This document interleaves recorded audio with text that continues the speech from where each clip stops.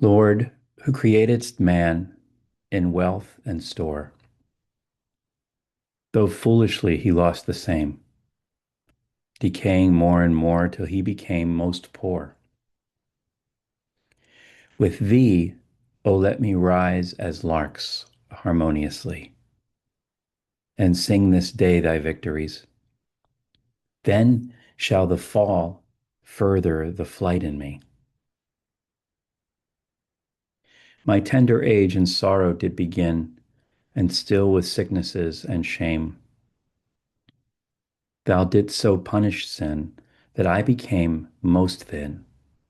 With thee, let me combine and feel thy victory.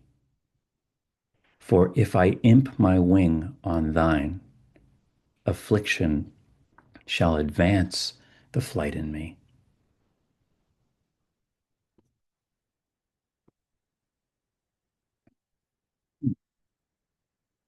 Taking a comfortable seat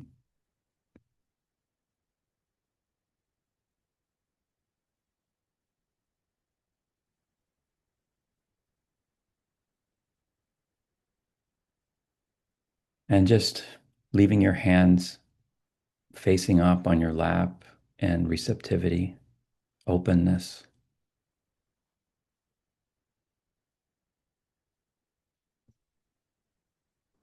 And for as long as it takes, even if it takes a half an hour, the whole point is to just arrive here.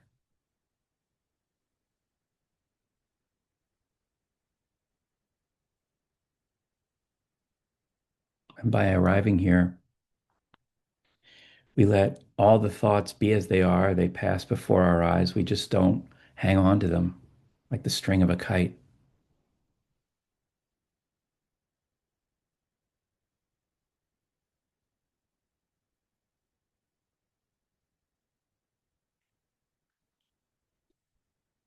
Whatever worries or concerns for what's coming next or what happened this morning or yesterday, all sit in their train cars in front of us and behind us. And we're just here in this one.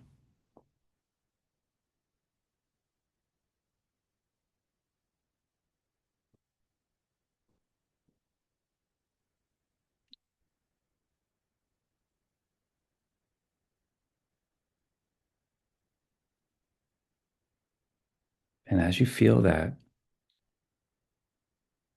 release of doership, of having to do anything or being in charge of your worries,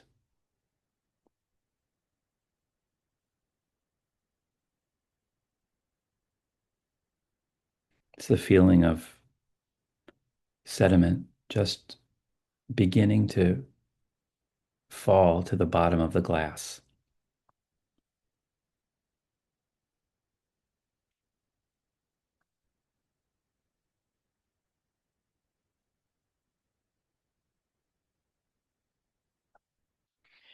And then you're relaxing everything, relaxing the muscles of your face,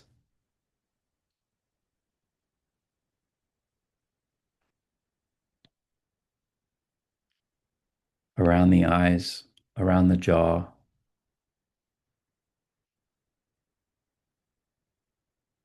the back of the neck.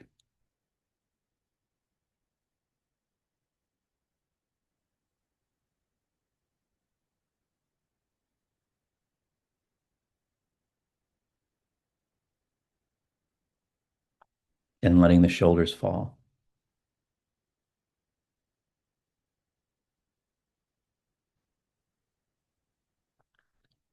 And then, very naturally, without your having to impose it upon the body, your breath begins to lengthen. And as you breathe in to the count of 4, you pause a little bit at the top.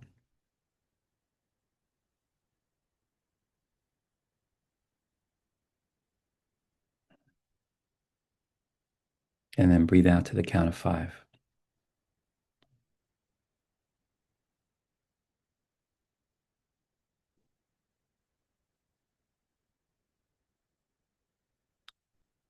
Breathing in I know this is an illusory world.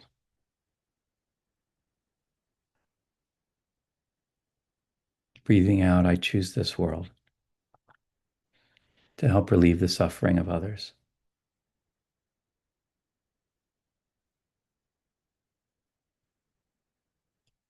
As Thich Nhat Hanh says, breathing in, present moment.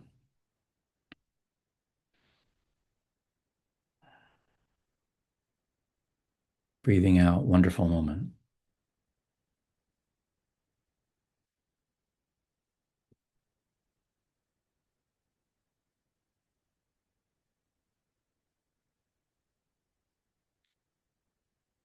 And then as you breathe out, you kind of feel the drawbridge come down, opening that field that we call the heart.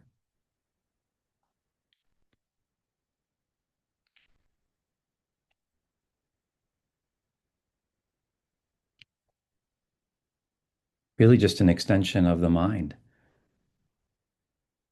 The heart and the mind in unison, usually cut off from each other as a binary. But here they're one thing, one organ.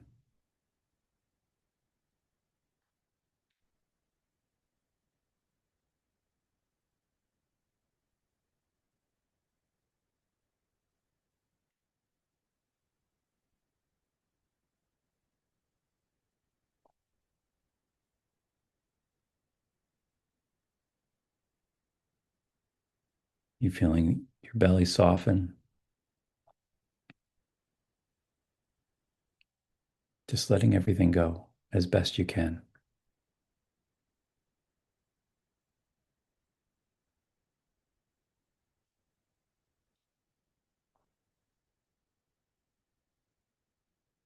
And then, as I like to quote my funny Valentine, you make me smile with my heart. Feel the smile in your heart.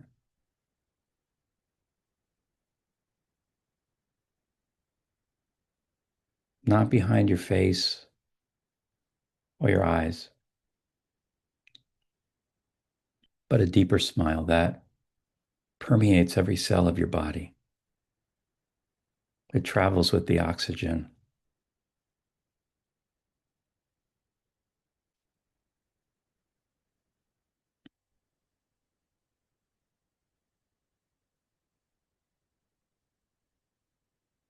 Just making that smile your oxygen.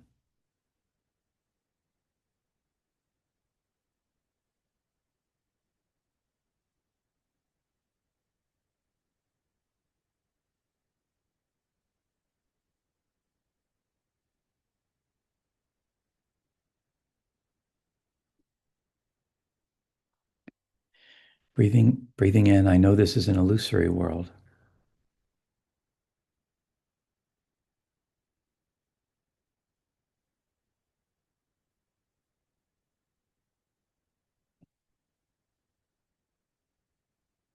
Breathing out, I choose this world to help relieve the suffering of others.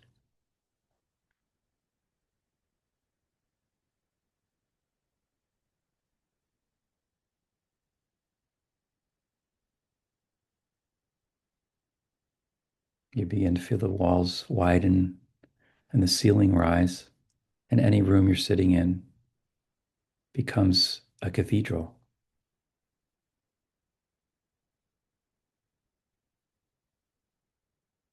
allowing space for whatever enters your life.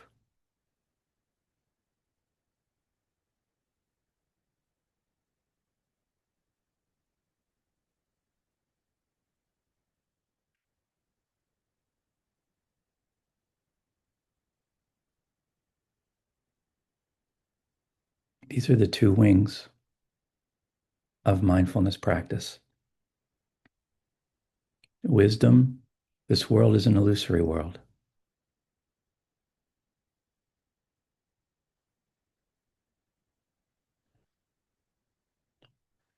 And compassion, it hurts. I'm here to participate in it and to help as best as I can.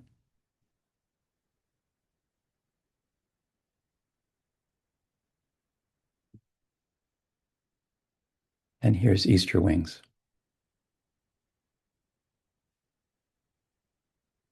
Lord, who createdst man in wealth and store,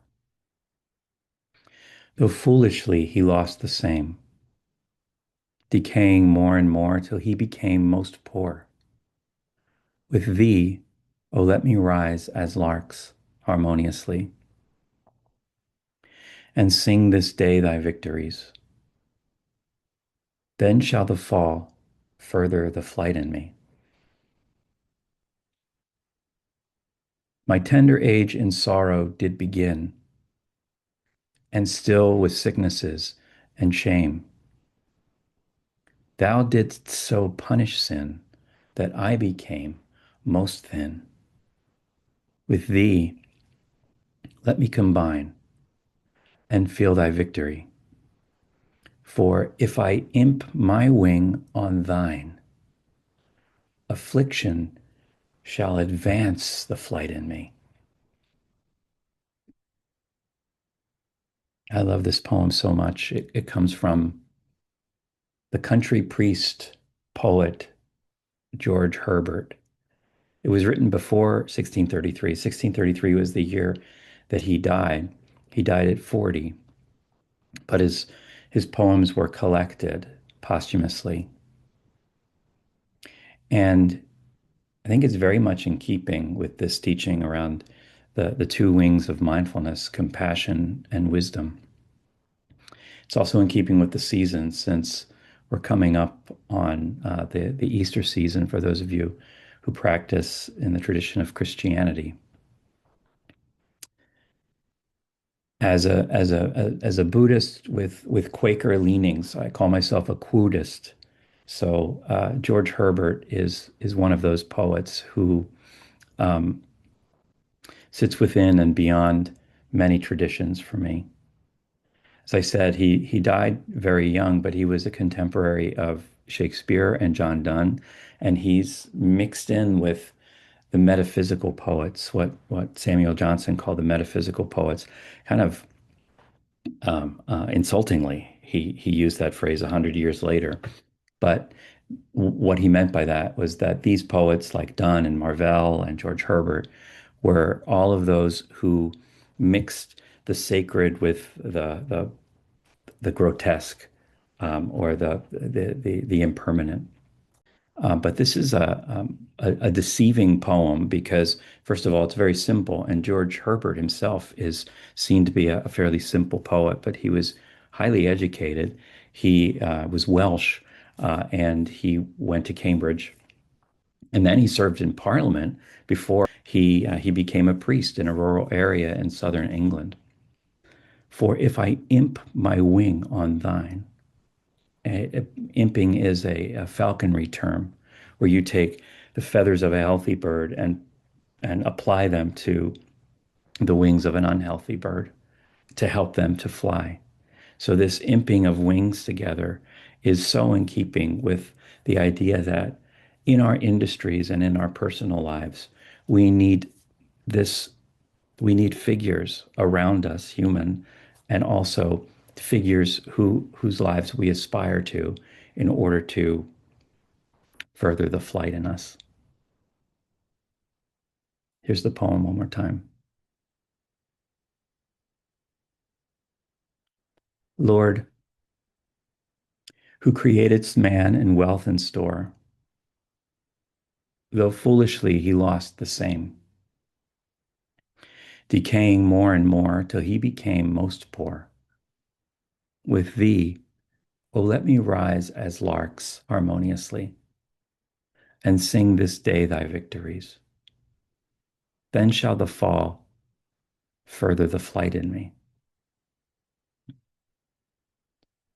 My tender age in sorrow did begin, and still with sickness and shame. Thou didst so punish sin that I became most thin. With thee let me combine and feel thy victory. For if I imp my wing on thine, affliction shall advance the flight in me.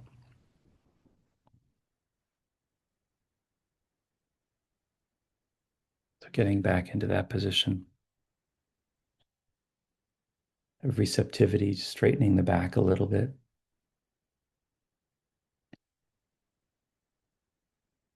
Lengthening the neck.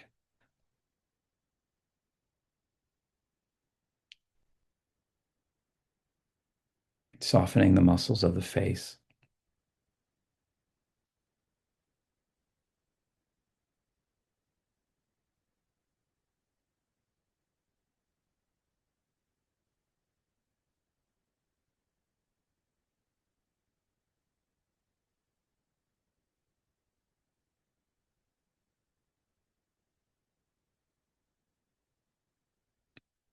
And then just lengthening the breath.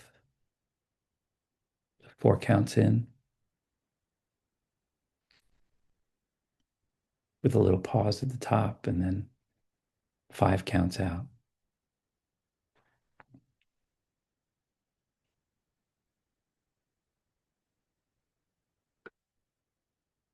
Usually we use this breathing method as a Tonglen practice to take in the suffering of others,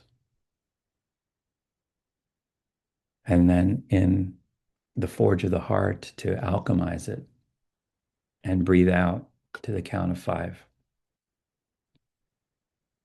turning it into gold, turning it into compassion.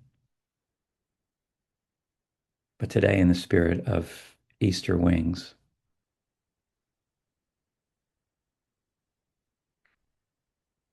what I'd love for you to do is to imagine one of those figures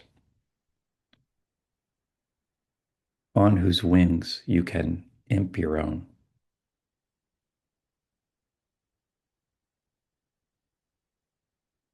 In the spirit of true life or of right livelihood, these are usually figures who left industry. For me, it's St. Francis, who left the world of getting and spending, as Wordsworth calls it.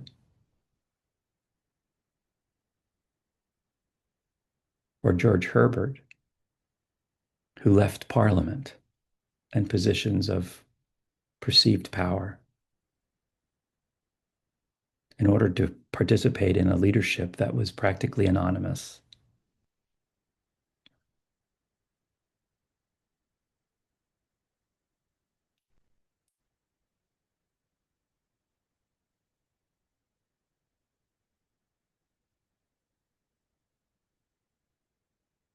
Are there pictures of those kinds of figures around you to remind you? I have a picture of Nisargadatta, he rolled cigarettes for a living, but he became a great teacher. It's on my desk here.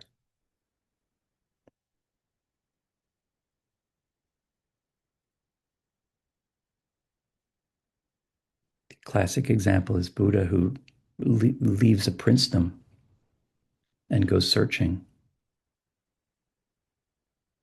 for 7 years.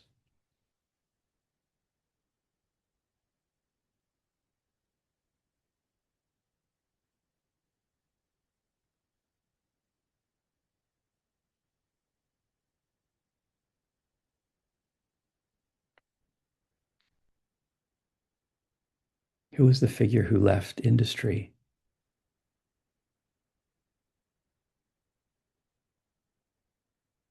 in order to pursue a right livelihood?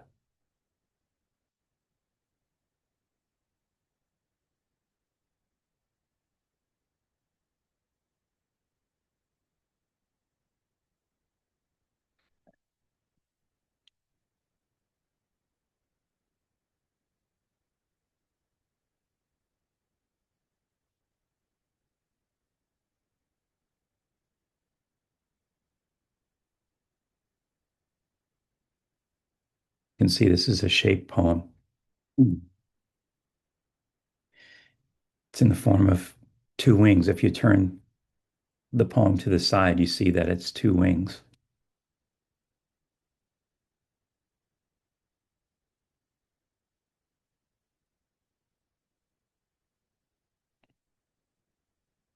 So even the poem is imped together.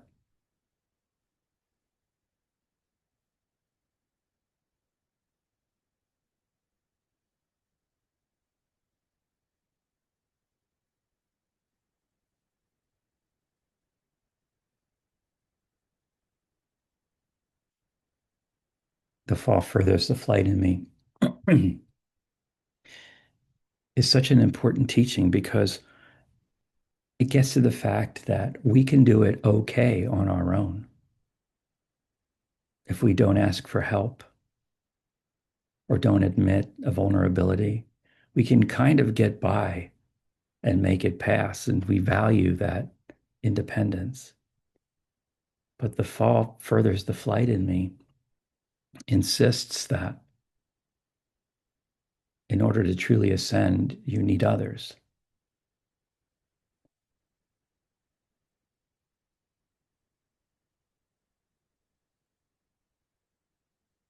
You need to admit the failures.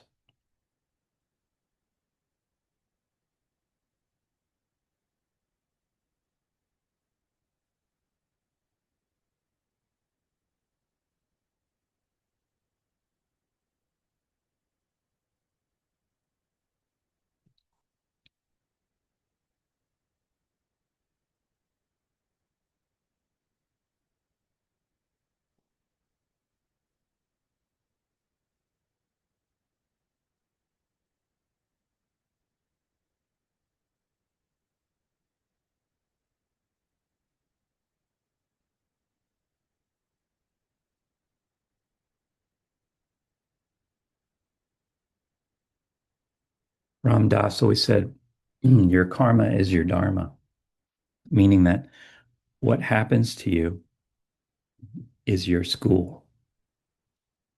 And Pema Chodron says that we only have the phenomenal world upon which to learn from.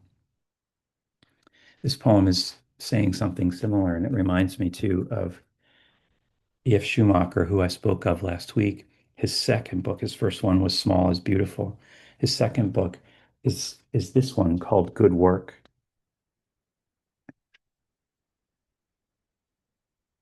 It, and here he's trying to imagine a different world of industry and work.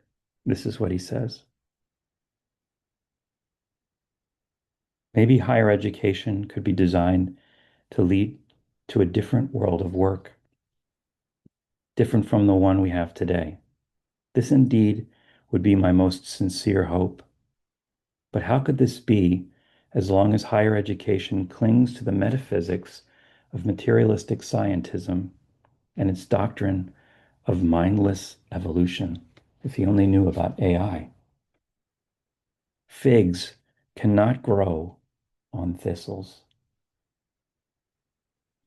The most urgent need of our time is and remains the need for metaphysical reconstruction, a supreme effort to bring clarity into our deepest convictions with regard to the questions: what is a person? Where does he come from? And what's the purpose of his life?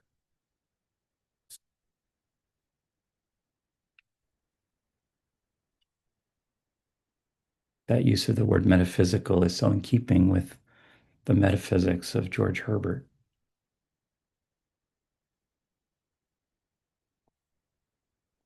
Figs can't grow on thistles. We need to imp our wings on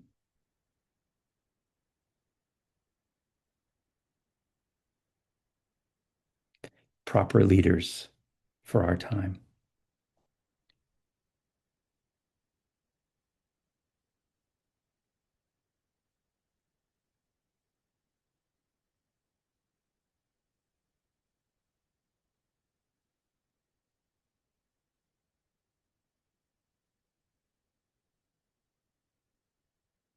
Three more breaths, feeling everything relax.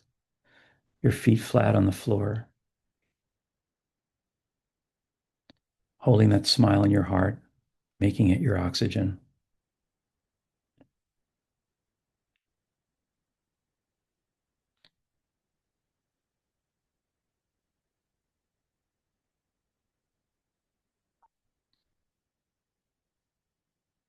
Breathing in, I know this is an illusory world.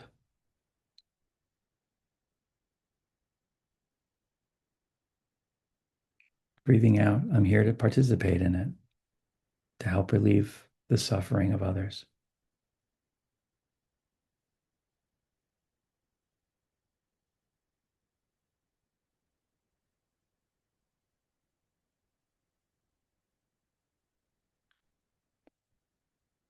Easter Wings by George Herbert.